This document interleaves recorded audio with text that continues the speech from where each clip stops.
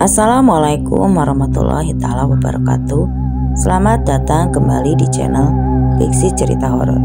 Kali ini saya akan membawakan sebuah kisah dari tulisannya Kang Dayat. Sebuah cerita yang berjudul Kau rebut hartaku, kau bunuh keluargaku. Dan untuk seperti apa kisahnya, mari kita masuk ke ceritanya. Aku menceritakan kisah pilu keluargaku yang berujung melawan kekejian dari manusia zolim.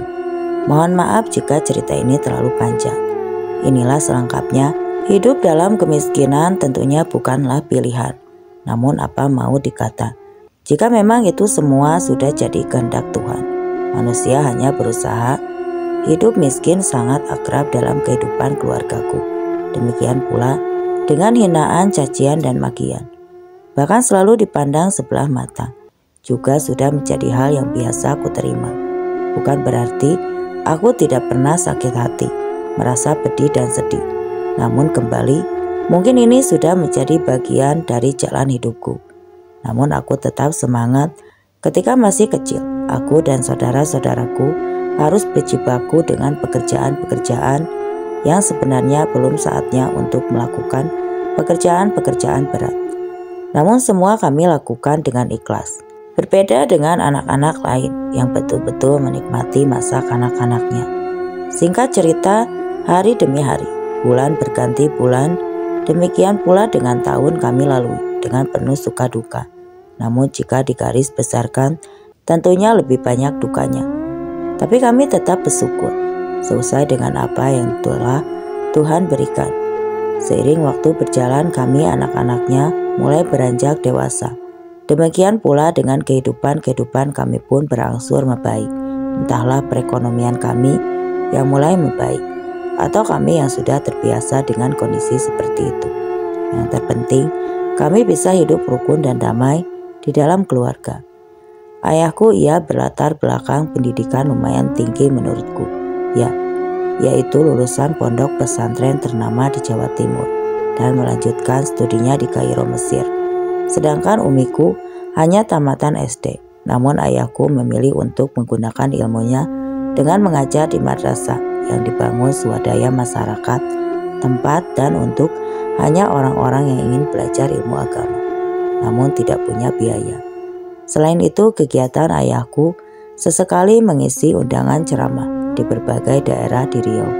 Sedangkan Umi, selain ibu rumah tangga, terkadang bekerja di perkebunan perusahaan yang dekat dengan kampungku sebagai buruh harian lepas atau BHL untuk membantu kebutuhan keluarga. Demikian juga dengan aku ketika sedang libur sekolah. Tahun 1998, hal ganjil mulai muncul kembali. Pada hari Kamis malam Jumat, aku dan ayahku pulang dari madrasah dengan berjalan kaki karena memang selain belum bisa membeli kendaraan bermotor, jarak rumah dengan madrasah tidak jauh, paling lama hanya memakan waktu 10 menit saja. Malam itu terasa sepi dan gelap karena bulan belum menampakkan diri. Ketika aku dan ayahku sudah dekat dengan rumahku, tiba-tiba aku dikagetkan dengan sesuatu yang tengah berdiri di depan rumah. Aku melihat seperti seseorang dengan menggunakan pakaian warna putih panjang. Ini sosok itu berdiri, raganya seperti melayang ke arah sisi dan kanan halaman rumahku. Ketika udaranya semakin dekat dan hendak masuk ke pekarangan rumah. Setelah mengetuk pintu dan mengucapkan salam, Umi membukakan pintu dan aku serta ayah masuk ke dalam rumah. Tibanya di dalam rumah dengan sedikit ragu, aku tanya ke ayah tentang apa yang aku lihat di depan rumah tadi. Pak, yang tadi di depan rumah itu apa? Apa Bapak demikian melihatnya? Aku bertanya karena penasaran. Yang namanya ayah malah balik bertanya. Yang tadi itu loh Pak, yang tadi putih berdiri di depan rumah kita. Aku yakin ayahku tahu dan melihatnya. Namun ayah sengaja pura-pura tidak tahu supaya kami tidak ketakutan. Ah, mana? Gak ada apa-apa. Salah lihat kali. Demikian jawaban ayahku, berusaha untuk menutupi. Baru saja mengaku selesai bicara kepadaku, tiba-tiba saja terdengar suara, Seketika ayahku terdiam mendengar suara ayam gaduh di kandangnya di belakang rumah. Lalu ayahku berkata, "Itu ayam kenapa, Ayat? Jangan-jangan ada maling." Ayahku bergegas mengambil senter. "Kita periksa saja." Ayahku sambil melangkah ke arah pintu belakang lewat dapur. Aku pun setelah mengambil senter lalu mengikuti ayah. Lalakas, ayah membuka kunci pintu. Dengan perlahan, ayahku membuka pintu layaknya mengintai ke arah luar. Namun tiba-tiba saja, tanpa diduga angin berhembus kencang dari arah luar, seperti menabrak pintu dan ayahku. Hingga ayahku tersulut mundur, dan pintu terbuka lebar. Sontak aku terkejut. Belum lagi hilang rasa terkejutku, tiba-tiba saja seperti ada sesuatu yang berwarna hitam lalu menyerang ayahku. Astagfirullah, ayahku terkejut dan beristighfar. Ayahku berusaha menghindar. Ya, Allahu Akbar. Ayahku dengan sigap ke kanan dan ke kiri, layaknya seperti orang yang sedang berkelahi. Dan akhirnya ayahku berhasil mencengkram penyerang itu. Lalu setelahnya ayahku membantingkan makhluk itu ke lantai dengan napas yang masih memburuk. Ayahku sangat hati-hati mendekati benda hitam itu. "Yat, bawa ke sini senternya." "Iya, Pak." Aku yang sedari tadi hanya tertegun ketakutan segera memberikan senternya. Kemudian ayahku menyorotkan senter ke arah benda itu. Terlihat cahaya merah menyala pantulan dari mata, dan ternyata benda hitam itu adalah seekor burung hantu besar berwarna hitam. Burung hantu itu tidak bergerak, namun tatapan matanya tajam mengarah ke ayahku. Terlihat dari dadanya seperti bernapas, tandanya masih hidup. Tiba-tiba saja ayahku berbicara, seperti ditunjukkan ke burung itu.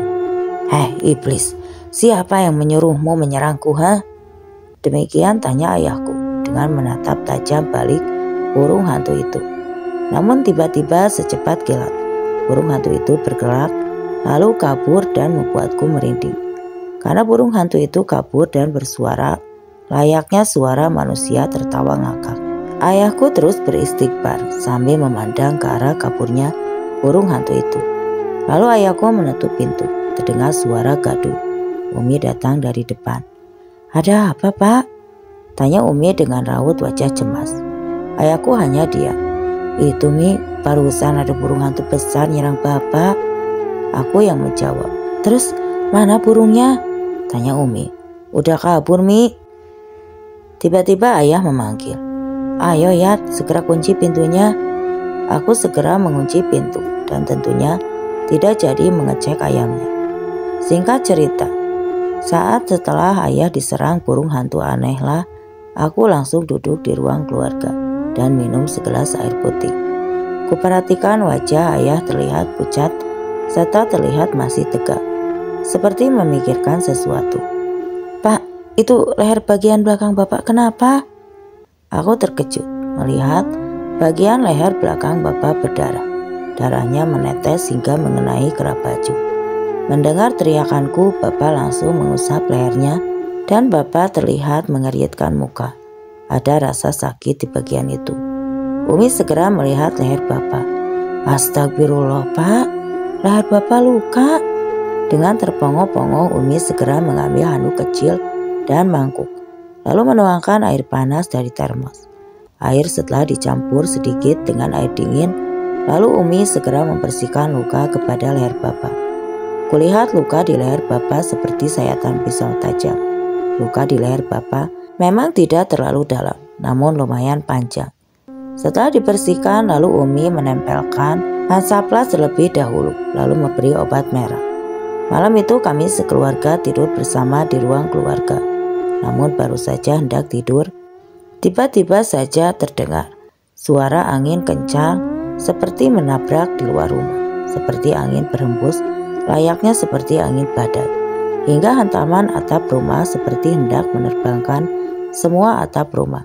Kami terbangun semua, dan kami pun mulai riuh berkumpul di ruang keluarga itu. Tidak cukup sampai di situ, di luar pun terdengar berbagai macam suara. Ada suara kuda, diikuti suara-suara burung hantu yang seperti mengelilingi rumah. Dok dok dok dok, dok dok dok. Ada yang mengetuk-ketuk pintu depan dan belakang rumah dengan 2 ketukan. Wajah ayahku terlihat tegang, apalagi suasananya saat itu benar-benar menegangkan. Kami terus berdoa yang bisa kami lakukan. Namun, astagfirullah, sakit. Tiba-tiba ayahku terhuyung bersujud sambil teriak membengangi kepalanya. Ayahku teriak kesakitan. Tidak sanggup rasanya jika mengingat hal itu. Melihat ayahku yang menanggung rasa sakit yang entah apa penyebabnya. Kami semua menangis melihat Bapak teriak-teriak kesakitan. Namun tidak ada yang bisa kami lakukan. Dayat, Deden, cepat adan di segala penjuru angin. Teriak Umi panik, menyuruh kami anak laki-lakinya untuk berazan. Sedangkan yang lain terus membaca ayat kursi. Ya, lanjutnya aku segera memakai sarung lalu berazan. Singkat cerita, perlahan angin kencang berhenti. Suara ketokan, suara aneh-aneh pun menghilang. Namun sesaat suasananya yang tenang tiba-tiba terdengar suara tawa laki-laki. Hahaha, akhirnya kau kena juga, Cep. Suara itu begitu kuat, seakan kurasakan memenuhi seluruh ruangan di rumahku. Tiba-tiba saja suara itu pun menghilang dan menyisakan suara yang masih mengerang kesakitan dari bapakku. Pak, sadar Pak, Bapak harus kuat. Ayo duduk Pak, berzikir Pak. Umi berusaha menyadarkan dan menunjukkan Bapak. Lalu Umi memberi segelas air putih terlebih dahulu. Didekatkannya ke bibirnya. Entah apa yang dibacakan Umi. Umi terus berusaha menolong Bapak sebisanya. Akhirnya, alhamdulillahirabbil alamin. Malam itu kami bisa melewati ketegangannya. Namun, hari demi hari terus berganti, demikian semestinya terus berlalu. Namun sejak kejadian malam yang menakutkan itu, ayahku nyaris jarang sekali sehat. Ayahku selalu mengeluh sakit kepala. Kadang dadanya terasa sesak karena sering sakit itulah. Akhirnya segala aktivitasnya banyak terganggu. Bapak jarang mengajar di madrasah. Kalaupun mengajar, itu hanya sore sebelum maghrib. Ketika Bapak sudah tiba di rumah, ayahku jarang pula dengan ceramah dengan alasan tidak sehat. Mei tahun 2026 saat itu mungkin hari bahagia sekaligus hari aku bersedih. Kenapa seperti itu? Ya, hari itu aku lulus seleksi untuk menjadi anggota polisi. Aku kabarkan berita kepada Umi dan juga Bapak. Mereka begitu senang mendengar keberhasilanku yang dengan susah payah kurai. Namun aku bersedih karena aku harus meninggalkan Bapak yang sedang sakit-sakitan, juga Umi. Siapa lagi yang bisa membantu kedua orang tuaku? Memang anak laki-laki bukan cuma aku sendiri. Tapi saudara laki-lakiku itu tidak bisa diharapkan. Dia terlalu mengikuti selera dan jiwa mudanya saja. Aku benar-benar sedih dan bingung. Selepas salat maghrib, aku duduk di teras. Ada rasa berat di dada ini. Kupandang bintang di langit yang bersinar, duduk di kegelapan malam itu, seakan dia tahu bagaimana hatiku. Tambah terasa air mataku menetes. Ya, aku memang tengah bersedih karena dalam waktu dekat, aku akan meninggalkan kedua orang tuaku untuk mengikuti pendidikan selama 6 bulan. Sudahlah nak, jangan kamu pikirkan Bapak sama Umi. Insya Allah, kami akan baik-baik saja. Yang penting kamu harus semangat mengikuti pendidikannya. Jangan membuat kesalahan-kesalahan. Jalani dengan ikhlas supaya tidak menjadi beban untukmu ya. Tiba-tiba Umi sudah berada di sampingku dan memberikan nasihat serta semangat untuk guru serta semangat untukku, meyakinkan bahwa mereka akan baik-baik saja. Aku sedikit terkejut karena aku tidak menyadari kedatangan Umi. Umi memelukku seraya membelai kepalaku, seakan dia mengerti apa yang sedang aku pikirkan saat itu. Iya Mi, Daya janji akan berjuang sebaik mungkin. Daya tidak akan mengecewakan Bapak sama Umi, ucapku seraya menyuruh Umi. Tidak tahan rasanya aku harus meninggalkan Umi. Iya, Umi percaya sama kamu. Kamu percaya ya nak? Dan singkat cerita aku pun berangkat. Pendidikan dengan penuh keyakinan dan semangat Aku ingin mengangkat derajat keluargaku dengan keberhasilanku. Akan kubuktikan kepada orang-orang yang selama ini menghinaku dan keluargaku bahwa kemiskinan tidak menjadi suatu alasan untuk kita menjadi lebih baik. 6 bulan berlalu aku menjalani pendidikan. Tanpa terasa, Desember tahun 2009 aku menjadi anggota polisi dengan pangkat Sarsan II. Detik-detik pelantikan hatiku gelisah, bukan karena sebentar lagi jadi polisi, melainkan aku tidak tahan rasa rindu kepada Bapak dan Umi. Karena selama pendidikan aku tidak boleh pulang ke rumah. Bukan karena tidak diberi libur, tapi memang karena Bapak melarang aku pulang. Kalaupun aku pulang pas aku cuti yang diberikan maupun pas aku IPL atau izin bermalam di luar. Jadi selama pendidikan aku ke tempat teman atau hanya tinggal di barak walau sedang libur. Begitu semua rangkaian upacara pelantikan, kusapukan pandangan mataku mencari Bapak dan Umi dari kejauhan. Terlihat Bapak sedang duduk karena saat itu Bapak tengah sakit. Namun demi menghadiri Bapak pun dan Umi, aku berteriak dan berlari. Aku bersujud di kaki Bapak dan Umi. Aku menangis betapa aku bersyukur dan bangga terhadap kedua orang tuaku yang miskin ini karena bisa menjadikan aku seperti ini saat ini. Singkat cerita, kami hari itu pun langsung pulang kampung. Rindu rasanya dengan rumah dan keluargaku. Setibanya di kampung, semua teman-temanku dan tetangga-tetanggaku terkejut melihatku pulang dengan memakai baju dinas polisi. Karena selama ini tidak ada yang tahu kalau aku mengikuti seleksi jadi polisi. Ya, kenapa kowe nganggu kelambi polisi? Stres apa kowe? Tiba-tiba saja temanku waktu sama-sama narik beca di pangkalan itu bertanya kepadaku, lalu diiringi gelak tawa. Yang lainnya mendapatkan pertanyaan bernada, ya begitulah nadanya. Aku hanya membalas dengan senyuman. Namun adikku Nenek yang saat itu ada di dekatku menjawab dengan kesal, Sudah puas kalian tertawanya, hah? Kalian pikir abangku ini polisi gadungan, begitu?" Demikian ucapan Nenek. Seketika mereka terdiam. Lalu Nenek membuka tasku dan mengeluarkan map yang berisikan semua ijazah kelulusanku. Lalu Nenek menunjukkan ijazah itu kepada teman-temanku yang tadi menertawakanku. Mereka begitu fokus melihat lembaran-lembaran ijazahku, dan seketika wajah mereka memerah. Entahlah itu menandakan apa. Jadi kamu sekarang udah jadi polisi?" ucap salah satu teman becakku itu dengan gugup. Lalu dengan nyaris berbarengan mereka turun dari atas becanya dan menyelami aku, memberikan selamat. Namun semua itu tidak menjadikan aku besar kepala atau sombong.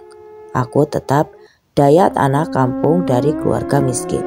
Hanya profesi saja yang berubah dan tukang beca menjadi anggota Polri. Setelah libur diberikan selama 1 minggu, tibalah saatnya pengumuman penempatan tugas. Kami dikumpulkan di Polda Riau dan akhirnya namaku disebutkan bahwa aku ditempatkan di Pulau Batam. Sahabat pasti bisa membayangkan bagaimana perasaanku saat itu. Hanya air mata saja yang tidak keluar, namun hatiku hancur. Hancur rasanya karena dengan begitu aku semakin jauh dari orang tuaku yang saat itu sedang membutuhkanku. Namun kembali Bapak dan Umi memberi semangat kepadaku dengan pesan, "Laksanakan tugasmu dengan penuh tanggung jawab. Jangan sakiti orang. Carilah rezeki yang halal. Jadilah polisi yang beriman dan bertakwa." Demikian pesan Bapak dan Umi. Dan tak terasa 3 tahun sudah aku bertugas di Batam. Pada tahun 2003 akhirnya aku pindah tugas ke Pulau Natuna. Belum 1 tahun aku bertugas di Natuna, aku mendengar berita dari kampung bahwa Bapak sakit keras dan memintaku untuk pulang. Mendengar berita itu, aku segera mengajukan izin. Namun sampai detik ini aku tidak pernah lupa dengan nama dan wajahnya orang yang saat itu salah satu yang memiliki kewenangan dalam hal izin anggotanya. "Saya tidak bisa memberikan izin untukmu. Saya tidak percaya orang tuamu sakit." Saat itu aku hanya bisa diam dan keluar dari dalam ruangan, dan malamnya aku mendapat berita kalau Bapak meninggal. Hancur hatiku ini. remuk jiwaku. Ini serasa bumi pun berhenti berputar tak kala mendengar berita itu. Innalillahi wa inna ilaihi raji'un. Dan ketika bapak berpulang, akhirnya aku pulang karena saat itu pejabat ketika di kesatuanku mendengar berita kalau ayahku meninggal dan beliaulah yang memberikan aku izin. Dan akhirnya aku pulang dan yang kutemukan hanya tanah merah. Betapa hatiku hancur berkeping-keping saat itu. Aku melihat tanah merah dan tangis biru Umi. Ya Allah, ampuni hambamu ini karena aku tidak bisa membahagiakan orang tuaku. Di akhir hidupnya setelah 7 hari Bapak meninggal, aku pun kembali ke Natuna untuk menjalankan tugas. Namun bukan hal yang mudah menghapus kesedihan. Jiwaku, pikiranku menerawang ke masa lalu hingga teringat awal mula ayahku sakit. Hari-hariku menjadi terasa hampa. Aku merasa tidak berguna bagi keluargaku. Aku hingga pada suatu hari ada sahabatku seorang anggota angkatan laut di Ranai yang bisa kupanggil Mansur, mengajakku menjumpai seseorang di suatu daerah yang masih di wilayah Natuna. Dan ternyata seseorang itu yang biasa disebut orang pintar. Aku dibawa Mas Pur dengan tujuan berobat karena pasca ayahku meninggal, aku menjadi lemah semangat dan kudengar berita Umi dan adik-adikku secara bersamaan sakit dengan penyakit yang sama, yaitu sakit perut. Dalam hal ini bisa dikatakan sakitnya ada keanehan dan tidak masuk logika. Singkat cerita, aku bertemu dengan orang pintar itu di rumahnya yang sederhana. Orang itu menatap tajam seakan hendak mengulitiku. Tentu saja dipandang seperti itu membuatku risih bercampur ngeri. Lalu bapak itu beristighfar. Astagfirullah, berat betul masalah awak ini. Kenapa awak baru datang ke sini? Dengan logat ciri khas daerah itu, beliau berkata padaku. Dengan tidak lama aku menjawab. Lalu beliau pun kembali berkata seakan beliau tahu apa yang ada di dalam hatiku. Apa yang terjadi kepada keluarga awak itu? Semula ulah sedari emak awak yang ada kacau sana yang namanya Kholil, dan dia anak hentam 4 orang lagi termasuk awak tuh. Ucap beliau mengakhiri ucapannya, membuatku serasa disambar petir mendengar ucapannya. Astagfirullah. Sedikit aku flashback ke masa lalu, tahun 1980-an, Cianjur, Jawa Barat. Kehidupan keluargaku bisa dikatakan mapan dari segi finansial, hingga ada salah satu saudara laki-laki Umi, tepatnya abangnya Umi, meminjam uang kepada bapak sebesar 300 juta. Pada masa itu dengan janji tidak lama. Namun setelah 2-3 tahun, tidak ada tanda-tanda akan dibayar. Singkat cerita, bapak menagih hutang itu melalui Umi yang menanyakan secara langsung kepadanya. Cobalah pergi ke rumahnya, tanyakan masalah uang kita tuh. Kalau tidak bisa langsung lunas, ya seberapa saja dulu. Biasanya karena bapak perlu modal untuk usaha. Demikian perintah bapak ke Umi. Lalu Umi pun segera pergi ke rumahnya. Namun bukan dibayar. Malah saudara Umi mengamuk dan menyerobot bapak yang saat itu sedang di rumah. Dengan membawa sebilah golok di tangannya. Atas saran Umi, bapak mengalah dan kabur dari rumah entah kemana. Karena dia tidak bisa mendapati bapak di rumah, membuat dia makin murka. Dengan membabi buta, dia merusak rumahku dan sumpah serapah. Dan yang paling kuingat, kata-kata saat itu yang hingga kini masih terngiang di benakku. Saat ini aku bersumpahkan akan kuhabisi hidupmu dan keturunanmu, walau dimanapun kalian berada. Nah, itulah ucapannya. Dia berkata sambil mengacungkan golok yang pada saat itu aku berada di bawah tempat tidur bersembunyi. Seminggu kemudian, kira-kira pukul dini hari, bapak pulang ke rumah dan menyuruh Umi berkemas-kemas. Dan paginya pukul 06.00, sekeluarga pergi meninggalkan segala dan hijrah ke Riau ikut transmigrasi bersama. Beberapa tahun kemudian, tepatnya tahun 86, Teh Ayi meninggal. Dan tahun 2011, Teh Iis meninggal. Dan di tahun 2004, Akhirnya Bapak meninggal. Sebelum ketiga orang yang kusayang meninggal, ada keganjilan-keganjilan dengan ciri dan tanda-tanda yang sama. Wallahu a'lam bishawab. Selesai pesan penulis. Sayangi serta berbaktilah kepada orang tua, karena sebesar apapun yang telah kita berikan kepada mereka tidak akan pernah terbalaskan atas jasanya terhadap kita. Bahkan bakti kepada orang tua yang akan mengantarkan kita ke dalam kesuksesan. Jangan pernah ingin memiliki sesuatu yang bukan milik kita, apalagi merampasnya dengan cara keji. Jangan karena nafsu hingga yang lain menderita hingga kematian. Ingat, sekuat dan sehebat apapun manusia di muka bumi ini, bukan berarti tidak akan luput dari kematian dan kelak di akhirat akan diminta pertanggungjawaban oleh Allah Subhanahu wa Ta'ala, juga dari orang-orang yang pernah kita sakiti. Nama daerah, tokoh, dan semua asli. Tidak ada yang saya samarkan. Ini kisah nyata dalam hidup penulis sendiri yang bernama Dayat. Dan saya mengucapkan terima kasih banyak kepada penulis dan kepada teman-teman yang sudah mau mampir ke channel ini. Terima kasih.